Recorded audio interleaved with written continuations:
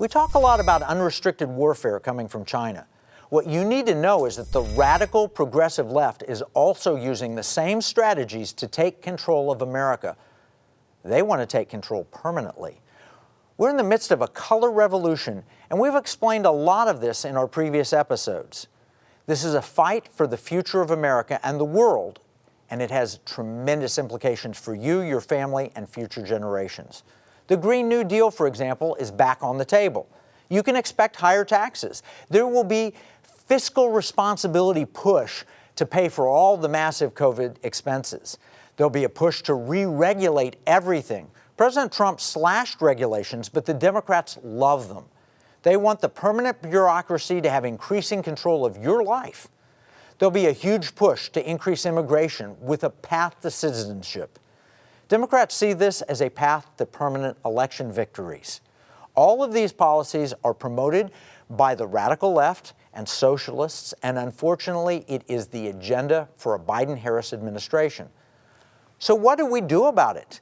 Now that the vote is over, we have to move to a new battleground that has to do with your money. This is where you can and should make a difference. If all freedom-loving Americans will reorient their financial thinking starting right now, we can have an impact. We call it weaponizing your money. Before doing that, you have to stop funding your own demise. Think about the 3 things you can do with your money. 1, you can spend it. 2, you can save it or invest it. And 3, you can give it away. All 3 are important. Do your money habits line up with your values? You probably have given at least partially thought to your giving. You thought, well, I'll give to this or that, and that should line up with your values. For example, if you oppose Donald Trump, it's unlikely you gave to his campaign. If you oppose Joe Biden, it's unlikely you gave to his campaign. So your giving is probably started down the right track. But does your spending line up with your values? Or are you feeding the beast? And what about your investments? Do you own Twitter because you think it's a great company? You may be surprised to find out that it is in your portfolio if you have an index fund. Here's the point. You're living your life. You're raising a family. You're trying to hold on to your job or keep customers. I get it. Life is challenging, especially now. But you cannot neglect your money. Jesus said in Luke 16, chapter 16, verse 11, that if you can't be faithful with worldly wealth, who's ever going to trust you with true riches? We have a responsibility to use our money in line with our values. We call it weaponizing your money. This is going to be the biggest battleground from now until the next election. In addition, we'll have lots of financial upheaval that you may have to face. For example, there are strong signals that inflation is about to return in a big way. You likely noticed that the last time you visited a store or got takeout from a restaurant. Price pressures are enormous, and there's been so much money printing to keep the economy afloat during the pandemic. At the same time, China has gotten increasingly aggressive. The Chinese have plans to become the dominant economy in the world over the next 5 years and to punish anyone who stands in their way.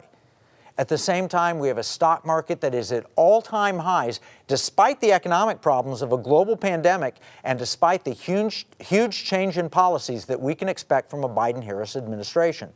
Now, add to all of that, the American companies have decided now all of a sudden they're going to get highly political with your money. Do you own shares in Marriott? If so, your company has decided that they're going to change their long-standing policy about bipartisan giving and refuse to give any money to a politician who questioned the 2020 election results in Congress. Now, mind you, they didn't do that in 2016 when Barbara Boxer and others stood up and questioned Donald Trump's election in Congress at the same moment, but they're doing it now. That's right. They have a right to do that, but if you're a Marriott shareholder, they're doing it with your money. The far left has been weaponizing your money at the corporate level for years. What we're talking about is weaponizing your money at the shareholder level and making your voice heard. When Twitter banned President Trump from their platform, the shareholders spoke by selling their stock. Twitter fell 12% the next trading day, and the company lost $5 billion in market cap. Now, you may be wondering how you can keep up with all of this. You want to do the right thing, but you don't know what to do or how to do it. Fortunately, there are some very good financial advisors who should be willing to help you weaponize your money to protect your values.